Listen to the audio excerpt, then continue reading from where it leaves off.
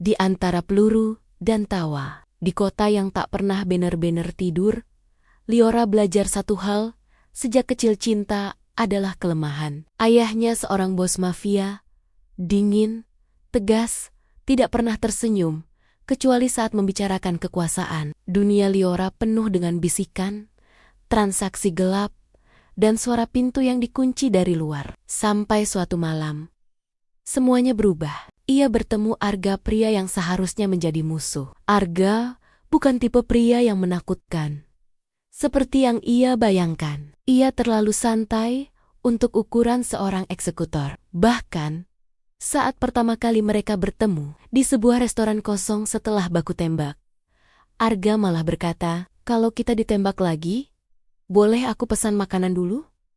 Mati dalam keadaan lapar itu menyedihkan. Liora menatapnya tak percaya.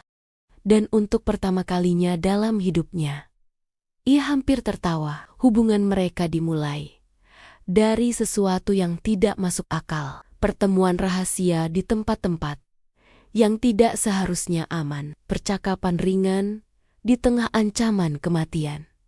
Dan tawa yang terasa asing di dunia mereka. Arga selalu menemukan cara untuk membuat Liora melupakan siapa dirinya. "Kenapa kamu masih di dunia ini?" tanya Liora suatu malam. Arga mengangkat bahu karena belum ada alasan kuat untuk keluar. Ia menatap Liora lama. Sekarang mungkin ada. Jawaban itu membuat dada Liora sesak. Untuk pertama kalinya, ia takut. Bukan pada peluru, bukan pada pengkhianatan, tapi pada perasaan yang tumbuh diam-diam. Masalahnya, dunia mereka tidak pernah membiarkan kebahagiaan berlangsung lama.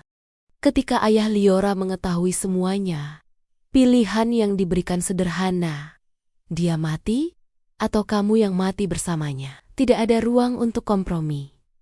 Tidak ada ruang untuk cinta. Malam itu, hujan turun deras. Liora berdiri di depan Arga. Tangannya gemetar memegang pistol. Arga hanya tersenyum kecil. "Kalau ini caranya," katanya pelan. "Setidaknya aku senang kita pernah tertawa." Air mata Liora jatuh tanpa suara. "Kenapa kamu tidak marah?" bisiknya. Arga mendekat. Begitu dekat hingga suara hujan seolah hilang. "Karena untuk pertama kalinya, hidupku terasa berarti." Tangan Liora bergetar semakin kuat, dan di antara suara hujan, ia membuat keputusan yang akan mengubah segalanya. Pistol itu jatuh ke tanah. Kalau dunia ini tidak memberi kita pilihan, suara Liora pecah, "Kita buat sendiri." Malam itu, dua orang yang seharusnya menjadi musuh memilih untuk melawan segalanya. Bukan dengan peluru, tapi dengan keberanian untuk pergi. Mereka kehilangan segalanya. Nama, kekuasaan, perlindungan. Tapi untuk pertama kalinya, mereka bebas. Di sebuah kota kecil yang jauh dari beang-beang masa lalu, Arga membuka warung kopi sederhana. Liora sering mengeluh tentang pelanggan yang cerewet, tapi diam-diam ia menikmatinya. Suatu sore, saat matahari tenggelam, Arga berkata, "Kamu sadar nggak? Kita sekarang hidup normal." Liora tersenyum tipis. "Normal itu membosankan." Arga tertawa. "Untung kamu ada, jadi tetap menarik." Liora menatapnya lama. Dunia mereka mungkin pernah penuh luka, penuh darah, dan kehilangan.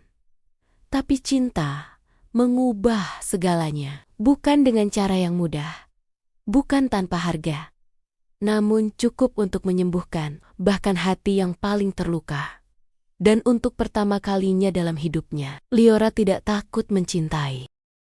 Karena pada akhirnya, bukan logika yang menentukan pilihan kita, tapi naluri.